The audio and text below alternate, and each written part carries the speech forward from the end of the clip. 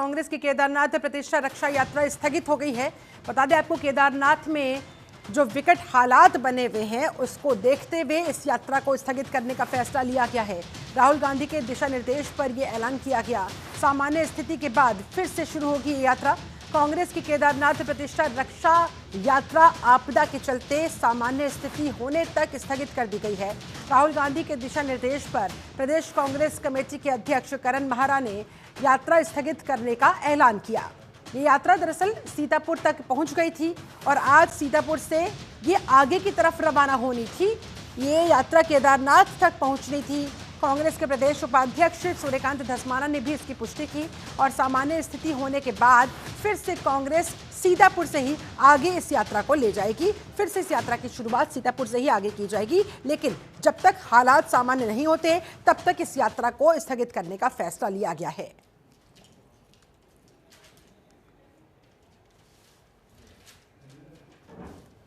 तो राहुल गांधी के दिशा निर्देश पर यह ऐलान किया गया क्योंकि वहां पर मौसम की स्थितियां खराब है। मौसम बार बार जो अचानक करवट ले रहा है, भारी बारिश हो रही है, बारिश की वजह से बाढ़ और भूस्खलन की जो परिस्थितियां वहां पर उत्पन्न हो रही है, लैंडस्लाइड जो वहां पर हो रहा है, ऐसे में इसके मद्देनज़र इस यात्रा को स्थगित करने का फैसला लिया गया है। राहुल गांधी के दिशा निर्देश पर उनसे चर्चा करने के बाद उत्तराखंड प्रदेश कांग्रेस अध्यक्ष करण महारा ने खुद इस बारे में ऐलान किया और कहा कि ये यात्रा सीतापुर तक पहुंच गई है। सीतापुर से आगे आज इस यात्रा को जाना था, लेकिन फिलहाल इसे स्थगित करने का फैसला लिया गया है। पहले जो है मौसम के हालात सामान्य हो जाए, उसके बाद इस यात्रा को आगे ले जाया जाएगा, उसके बाद यात्रा के साथ आगे बढ़ा जाएगा। दरअसल केदारनाथ रक्षा प्रतिष्ठा यात्रा ये जो कांग्रेस पार्टी निकाल रही है केदारनाथ की प्रतिष्ठा को बचाने के लिए, ऐसे में अब फिलहाल इस यात्रा को स्थगित किया गया है खराब मौसम के चलते। पुष्कर नेगी हमारे साथ फोन लाइन पर संवाददाता ज्यादा जानकारी के साथ जुड़ गए हैं। पुष्कर, और क्या कारण बताए गए हैं इस यात्रा के स्थगन के पीछे? बिल्कुल, देखिए शिल्पा, आपने सही कहा कि कांग्रेस अपनी पैदल यात्रा जो निकाली थी, भारत जोड़ो यात्रा के नाम से इसको दिखा जा रहा था, लेकिन जिस तरह से केदारनाथ का जो मंदिर जो है दिल्ली में बनाया जा रहा था, जिसका जो मुख्यमंत्री पुष्कर सिंह ने उसका उद्घाटन किया, उसके बाद से ही विपक्ष ने जो है तमाम सारे आरोप लगाए सरकार पर। उसको लेकर जो है जो करण मेहरा है, अध्यक्ष हैं कांग्रेस के प्रदेश अध्यक्ष है, उनकी अध्यक्षता में कि यहाँ से हर की पैड़ी से लेकर एक रैली यहाँ से निकाली और पद यात्रा जो है केदारनाथ को जाना था। केदारनाथ क्योंकि लगातार आपने देखा होगा कि मौसम जो है खराब हो रहा है, आपदाएं आ रही हैं। केदारनाथ की स्थिति इस तरह की है कि यहाँ की जो पैदल मार्ग हैं वो सब टूट चुके हैं। तो इसको लेकर जो है राहुल गांधी ने भी इसमें इस यात्रा को लेकर जो है मनाही कर दी है। उसके बाद यात्रा को रोक दिया क्योंकि 3 प्रदेश उत्तराखंड, हिमाचल और वायनाड, 2-3 प्रदेश ऐसे प्रदेश हैं कि जहाँ पे भीषण से भीषण आपदा आई है, क्योंकि यहाँ पे कुछ लोगों की बहने की आशंका भी है। कुछ लोग 11 लोग सुपर यहाँ पे मर चुके हैं, उनके रेस्क्यू भी कर दिया। हालांकि हिमाचल उत्तराखंड से सटा हुआ, तो उत्तराखंड में सबसे अधिक जो है आपदाएं इस समय देखने को मिलने मिलता। तो इसको लेकर जो कांग्रेस की जो यात्रा जो है रुद्रप्रयाग से लेकर अगस्त्यमुनि और आपका जो है तिलवाड़ा पहुंच गई थी, लेकिन यहाँ पे जिस तरह से इस यात्रा को यहाँ पर रोक दिया गया है, विराम दे दिया गया है राहुल गांधी के कहने पे, क्योंकि लगातार जो यात्रा चल रही थी उसके बाद जो है ऐसे तो अब ये जो यात्रा स्थगित की गई है, जब तक मौसम ठीक नहीं होता तब तक यात्रा शुरू नहीं हो पाएगी। तो क्या तब तक इस यात्रा में शामिल तमाम कांग्रेस कार्यकर्ता, तमाम बड़े बड़े चेहरे, बड़े बड़े नेता वहां सीतापुर में ही स्टे करने वाले हैं? पुष्कर, बिल्कुल देखिए आपने सही कहा कि कांग्रेसी जो यात्रा पे निकले थे, जो यात्रा पे निकले थे जो लोग कांग्रेस के, जो चाहे कार्यकर्ता हो चाहे वो बड़े बड़े मंत्री इसमें पहुंचे हुए, तो वो जो है सीतापुर में रुके हैं। लेकिन जिस तरह से सोनप्रयाग से लेकर जहाँ जहाँ आपदा आएंगे ये लोग वहाँ जा रहे हैं। इसके बाद इनका जो कार्यक्रम है ये उन लोगों को जहाँ पर रेस्क्यू हो रहा है वहाँ देखने जा रहे हैं, क्योंकि बड़े बड़ी चाहे गणेश गुजर की बात करी जाए, करण मेहरा की बात करी जाए, हरीश रावत की बात करी जाए, और जो स्थानीय विधायक जो है यहाँ पे पहुंचे हुए हैं, तो कांग्रेस के तमाम सारे लोग जो है सीतापुर में पहुंचे और उसके बाद जो है आपदाग्रस्त क्षेत्रों का यहाँ पे से ये दौरा करेंगे और वहाँ के हाल चाल जानेंगे। शिल्पा, शुक्रिया आपका पुष्कर नेगी, नजर बना रखिएगा। फिलहाल धन्यवाद आपका इस जानकारी के लिए। वहीं विदेश में नौकरी का लालच दिखाकर बंधक बनाने के मामले थमने का नाम नहीं ले रहे। इंटरनेशनल गिरोह बेरोजगार युवाओं को टारगेट करते हुए फंसा रहे हैं, जिसके बाद युवाओं को बंधक बनाकर अवैध काम करवाया जा रहा है। इसके बाद उनके परिजन अपने बच्चों की सुरक्षा को लेकर डरे हुए हैं, चिंतित हैं। उत्तराखंड के भी 24 लोग इनके जाल में फंस गए हैं। जिन्हें बाहर निकालने के लिए अब धामी सरकार ने विदेश मंत्रालय से भी गुहार लगाई है। सीएम धामी ने विदेश मंत्री डॉक्टर एस जयशंकर से इस बाबत बात भी की। म्यांमार में फंसे हुए उत्तराखंडियों के लिए सुरक्षित वापसी का उनसे इस दौरान अनुरोध किया गया।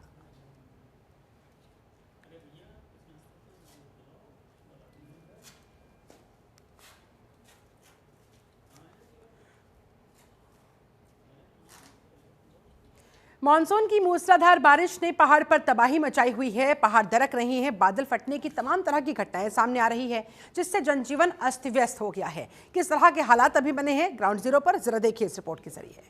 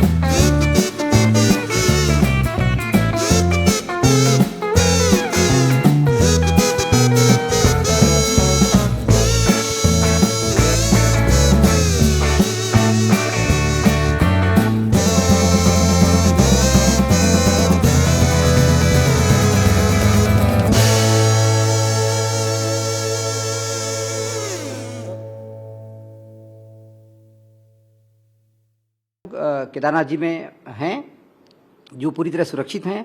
वहाँ कोई बरसात की स्थिति नहीं है, कोई आपदा की स्थिति नहीं है। केदारनाथ जी में सभी के रहने खाने की पूरा व्यवस्था है। अभी हम 15 से 20 दिन तक आराम से लोगों को वहाँ खिला सकते हैं। भारी बारिश से बनी आपदा की हालत पर पीएम नरेंद्र मोदी ने भी संज्ञान लिया है और पीएम कार्यालय ने राज्य में मौजूद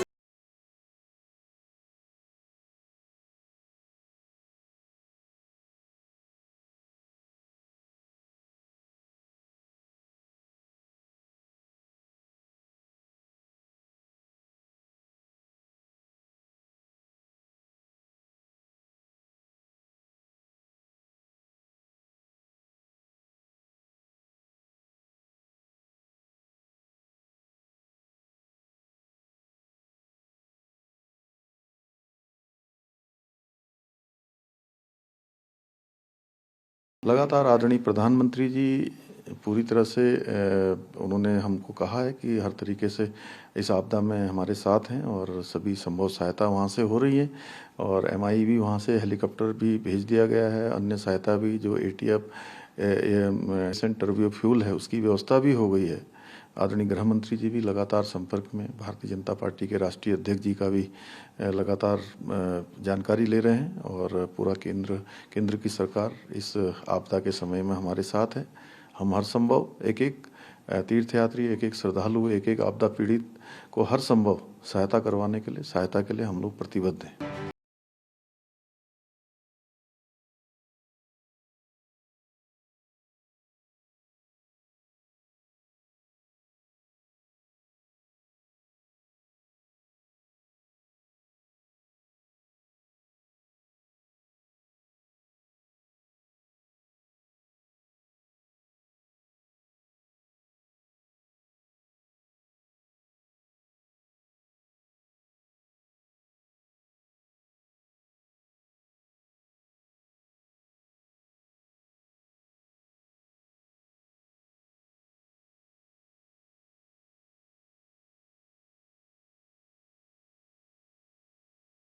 तीर्थ यात्रियों से लेकर स्थानीय लोग जान हथेली पर रखकर इस समय गुलाब कोटी बद्रीनाथ नेशनल हाईवे पर पैदल आवाजाही कर रहे हैं। ब्यूरो रिपोर्ट, जनतंत्र टीवी।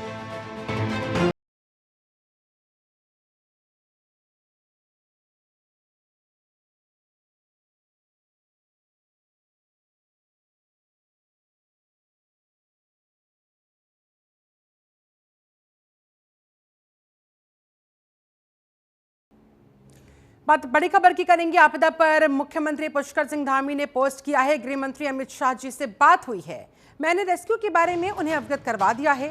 गृह मंत्री अमित शाह ने पूरी मदद का आश्वासन दिया है, हमें भरोसा दिलाया है और आपदा पर लगातार केंद्र की भी नजर बनी हुई है।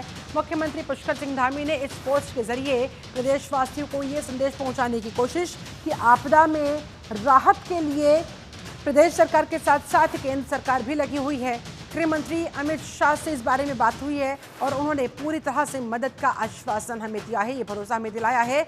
आपदा पर सीएम पुष्कर सिंह धामी का ये पोस्ट, जहां भी आपदा की वजह से जो विकट परिस्थितियां उत्पन्न हो गई है उन्हें कंट्रोल में लाने के लिए प्रदेश सरकार का पूरा का पूरा मैकेनिज्म, पूरा का पूरा सिस्टम तो लगा ही हुआ है। केंद्र सरकार की भी नजरें बनी हुई है। केंद्र सरकार की तरफ से भी आश्वासन दिया गया है कि हर संभव तरीके से मदद की जाएगी। केंद्र सरकार आपदा की इस घड़ी में, ये जो मौसम की वजह से हालात बने हुए हैं इस समय उत्तराखंड के अंदर, कहीं पर भारी बारिश की वजह से बाढ़ जैसी स्थितियां हैं, कहीं पर भूस्खलन की वजह से पूरे के पूरे रोड्स ब्लॉक हो चुके हैं, सारे मार्ग अवरुद्ध हो गए हैं। ऐसे में केंद्र सरकार भी हर संभव मदद के लिए तैयार खड़ी है। उत्तराखंड में मानसून की दस्तक के बाद से ही लगातार सड़कों के क्षतिग्रस्त होने का सिलसिला जारी है। ऐसे में भारी बारिश के चलते सड़कों के निर्माण का कार्य तेज गति से नहीं हो पा रहा। प्रदेश की सड़कों की स्थिति को लेकर सीएम धामी ने गुरुवार को सचिवालय में लोक निर्माण विभाग की एक समीक्षा बैठक की। इस बैठक के दौरान सीएम धामी ने अधिकारियों को निर्देश दिए कि 30 अक्टूबर तक प्रदेश की सभी सड़कें गड्ढा मुक्त करने के साथ ही सड़क निर्माण संबंधित टेंडर की प्रक्रिया को शुरू करते हुए हर हाल में 30 सितंबर से निर्माण कार्यों में तेजी लाई जाए।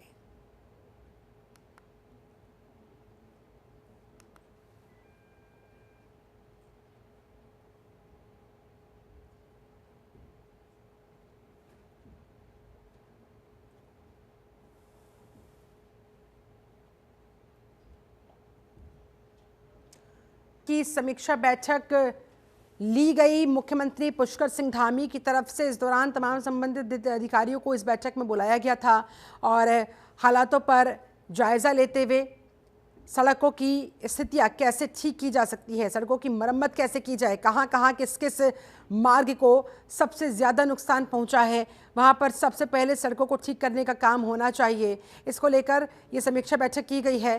क्योंकि देखिए, उत्तराखंड एक तो वैसे ही पर्वतीय राज्य है और सड़कों की हालत ख़राब होने के बाद यहाँ पर दुर्घटनाओं की संभावना और ज़्यादा बन जाती है। ऐसे में लोगों की जान पर, जो पर्यटक यहाँ पर आते हैं उनकी जान पर ना बनने पाए, इसके मद्देनज़र इस दिशा में इस योजना पर तेज़ी से काम करने के इंस्ट्रक्शंस सीएम की तरफ से दिए गए हैं कि जल्द से जल्द सड़कों की मरम्मत का काम पूरा हो जाना चाहिए।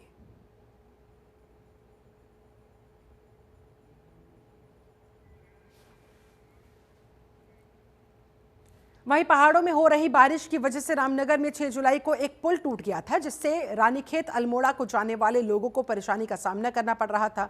अब मोहान क्षेत्र में वैली ब्रिज शुरू कर दिया गया। जिलाधिकारी ने वैली ब्रिज का शुभारंभ किया।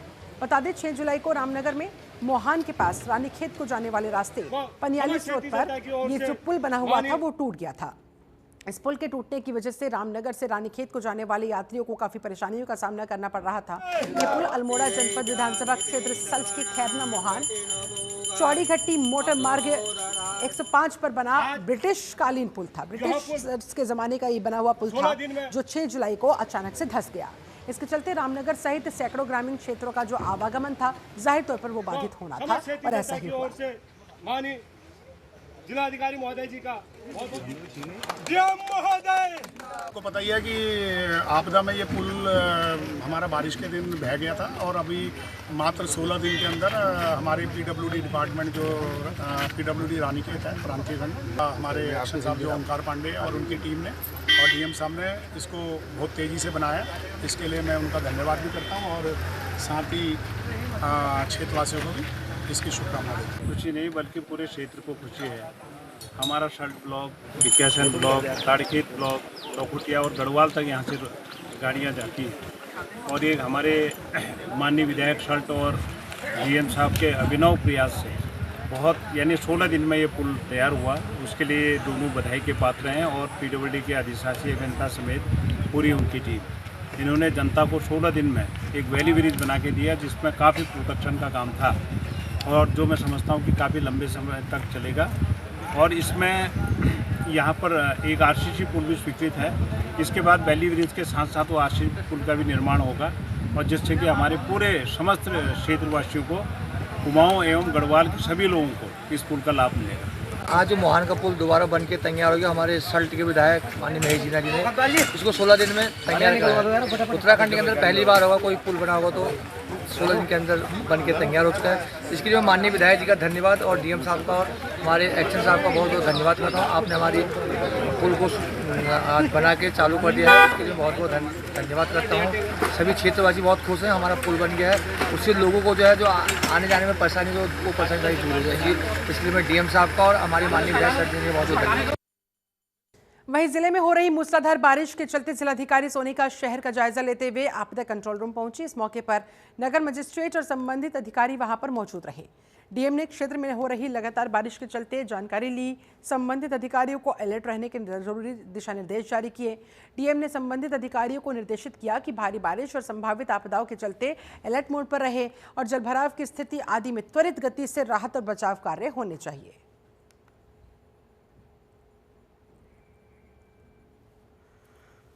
तो आपदा कंट्रोल रूम पहुंची डीएम सोनिका, वहां जाकर स्थिति का जायजा लिया। कौन से इलाके में किस तरह का इस समय माहौल है, किस तरह के हालात बने हुए हैं, कैसे उनसे निपटा जा रहा है, इसको लेकर संबंधित अधिकारियों से डिटेलिंग लेती नजर आई। ये तस्वीरें उस समय की जब आपदा कंट्रोल रूम पहुंचकर खुद डीएम सोनिका ने निरीक्षण किया, परिस्थितियों का जायजा लिया। देहरादून में जिस तरह से बारिश आफत बनकर टूट रही है, ऐसे में लोग बेहद परेशान हैं, लोगों को तमाम तरह की दिक्कतों का सामना करना पड़ रहा है। ऐसे में प्रशासनिक स्तर पर कैसे लोगों को राहत पहुंचाई जा सकती है, इसको लेकर आपदा कंट्रोल रूम पहुंचकर खुद डीएम स्थिति का जायजा लेती दिखाई दी। उत्तराखंड के कई इलाकों में भारी बारिश की वजह से नदी नाले उफान पर है। हल्द्वानी और उसके आसपास सुबह से ही हो रही बारिश की वजह से जगह जगह जलभराव की स्थिति उत्पन्न हो गई। जलभराव की वजह से जनजीवन अस्त व्यस्त हो गया। भनपुलपुरा थाना क्षेत्र के इंदिरा नगर के नाले में एक 8 साल की बालक के बहने की सूचना मिली। पुलिस की टीम, एसडीआरएफ की टीम और जिला प्रशासन की टीम वहां पर फिर रवाना की गई, जिसके बाद बालक को तलाशा जा रहा है, बच्चे को ढूंढा जा रहा है। सिटी मजिस्ट्रेट एपी वाजपेयी ने कहा कि बच्चे की तलाश की जा रही है। बताया जा रहा है कि शनि बाजार नाले में भारी मात्रा में पानी बह रहा था, जिसके चलते ये बच्चा वहां पर डूबा और अभी फिलहाल इसे तलाशने में दिक्कत परेशानियों का सामना करना पड़ रहा है। सिटी मजिस्ट्रेट ने यह भी कहा कि बारिश के दौरान लोगों से अपील की जा रही है कि वो अपने घर में ही रहें, सुरक्षित रहें, अनावश्यक बाहर ना निकले। वहीं बच्चे के नाले में बहने की सूचना के बाद परिजनों का रो रो कर बुरा हाल है। परिजन भी मौके पर डटे हुए हैं। परिजन भी बच्चे को ढूंढने के लिए, उसे तलाश करने के लिए लगे हुए हैं।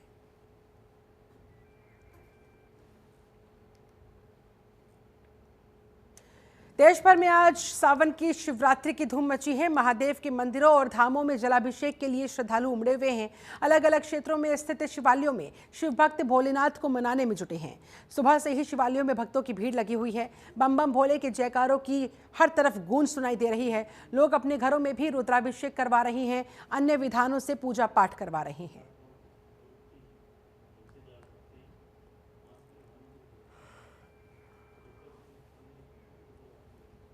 तो भोले बाबा का नाम बनेगा काम, इसी मनोकामना के साथ तमाम शिवालयों में सुबह से ही भक्तों की भारी भीड़ देखने को मिल रही है। आज महाशिवरात्रि है, ऐसे में महाशिवरात्रि के दिन शिवलिंग पर जल चढ़ाने के लिए, बाबा भोले शंकर का जलाभिषेक करने के लिए, रुद्राभिषेक करने के लिए, उनकी पूजा अर्चना करने के लिए शिव भक्तों की लंबी लंबी कतारें सुबह से ही मंदिरों में देखने को मिल रही है। वहीं हल्द्वानी में कांग्रेस विधायक सुमित हृदयेश ने प्रेस कॉन्फ्रेंस करते हुए राज्य सरकार पर खुलेआम भ्रष्टाचार करने का आरोप लगाया। सुमित हृदयेश ने पिछले दिनों हल्द्वानी में आरटीओ द्वारा संचालित किए जाने वाले फिटनेस सेंटर में भ्रष्टाचार के बड़े खेल का हवाला देते हुए कहा कि राज्य में खनन और वाहनों के फिटनेस सेंटर भ्रष्टाचार का खेल खेल रहे हैं। आपदा के इंतजामों को फेल बताते हुए उन्होंने कहा, हल्द्वानी शहर में भी इस सरकार की नाकामी का सबसे बड़ा उदाहरण यहाँ की अफसरशाही है। खुद सत्ताधारी विधायक अफसरशाही से परेशान है और इसका खामियाजा शहरवासियों को भुगतना पड़ रहा है। विधायक सुमित ने कांग्रेस की केदारनाथ प्रतिष्ठा रक्षा यात्रा पर बोलते हुए कहा कि सरकार को यह स्पष्ट करना चाहिए कि आखिर केदारनाथ में सोना चोरी होने के बाद भी सरकार क्यों चुप है।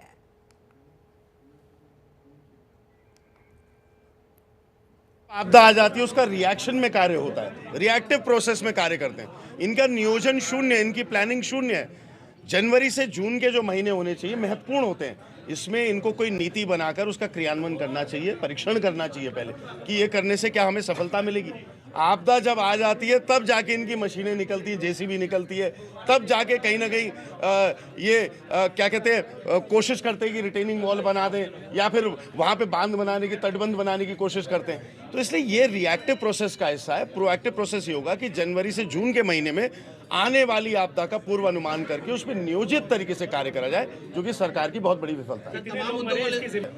पिछले साल हल्द्वानी में, और मानक नहीं है, मानक क्या है आपदा के बताइए, 70% जिस प्रदेश की आबादी नजूल भूमि पे, रेवेन्यू की भूमि पर वास करती है, वहां पे आप क्या दे रहे, 5,000 रुपए का आप चेक देते हैं अगर किसी का मकान बह जाए। कोई रजिस्टर्ड भूमि वाला हो तब उसको 1.25 लाख रुपए मिल रहा है। तो आपके तो मानक ही। वहीं काशीपुर के कुंडेश्वरी रोड स्थित एआरटीओ कार्यालय में एआरटीओ विमल पांडे से लोगों के ऊपर बकाया टैक्स के विषय में बातचीत की गई। इस दौरान उन्होंने बताया, लगभग 36 करोड़ का बकाया टैक्स हमारे यहाँ पर ऑफिस में बकाया है, पेंडिंग है। हम लगातार कोशिश कर रहे हैं कि टैक्स वसूला जाए। इसके अलावा हम लोगों को फ़ोन करते हैं, नोटिस भिजवाते हैं, वसूली पत्र भी उन्हें जारी करते हैं।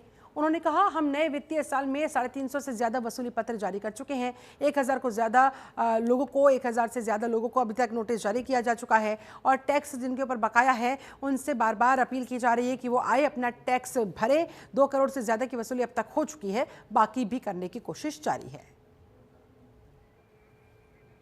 बकाया पर अगर बात करें तो वित्तीय वर्ष की प्रथम तिथि को लगभग 36 करोड़ रुपया का बकाया टैक्स हमारे ऑफिस में सॉफ्टवेयर शो कर रहा था।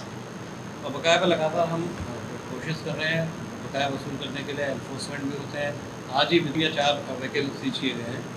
उसके अलावा हम लोग नोटिस भी भेजते हैं, फ़ोन भी करवाते हैं और वसूली पत्र भी जारी करते हैं। लगभग अभी इस नए वित्तीय वर्ष में हम लोग 350 से अधिक वसूली पत्र जारी कर चुके हैं और 1000 से अधिक हमने नोटिस जारी कर दिए।